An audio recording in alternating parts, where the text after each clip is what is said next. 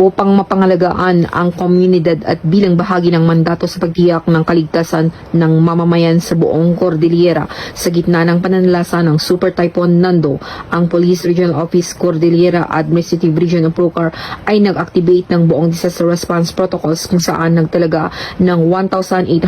na tuuhan ito lamang hapon ay 22 ng September taong kasalukuyan. Sa direktiba ng Procar Regional Director na si Police Brigadier General Erickson Didilag, may kabuang 1,069 na pulis mula sa iba't ibang tanggapan at unit ang na-deploy bilang bahagi ng Reactionary Standby Support Force o RSSF.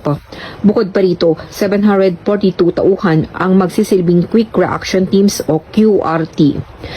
Pinangunahan ng mga nasabing team ang rescue at evacuation operations, magbibigay ng relief assistance at mapanatili ang kapayapaan at kaayusan sa komunidad na apektado ng malakas na pag-ulan, pagbaha at pagguho ng lupa na dulot ng bagyo. Ang Procar ay nakipagtulungan din sa mga local government units sa disaster risk reduction and management offices at iba pang ahensya ng gobyerno upang makapaghatid ng napapanahong tulong at matiyak ang proteksyon ng mga residente.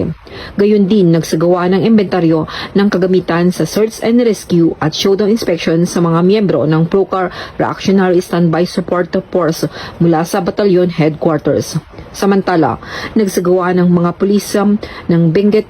Police Provincial Office ng road monitoring at clearing operations kasama ang ilang barangay officials. Sa Mangkayan, tumulong ang mga pulis ng Mangkayan Municipal Police Station sa pagtanggal ng nahulog na poste at nakalawit na mga internet wire sa kahabaan ng Mangkayan Cervantes Road upang pangalagaan ang mga motorista at agad na nakipag-ugnayan sa service provider. Sa atok, manumanong nilinis ng mga pulis ang First Benguet Provincial Mobile Force Company o PMFC ang mga landslide debris at maluwag na lupa sa kabahan ng Halsem Highway Road upang maiwasan ang higit pang sagabal at matiyak ang kaligtasan ng mga motorista. Kaya naman, pinalalahanan ang mga motorista na mag-ingat sa pagbibiyahe sa mga kalsada habang hinikayat din ang publiko na agad na iulat ang anumang mapanganib na kondisyon ng kalsada, nasirang infrastruktura at iba pang emerhensya, stasyon ng pulisya o lokal na otoridad para sa agarang aksyon. Mula dito sa Cordillera, itong PNN correspondent is Master Sergeant Alagad ng Batas, pagkataguyod ng balitang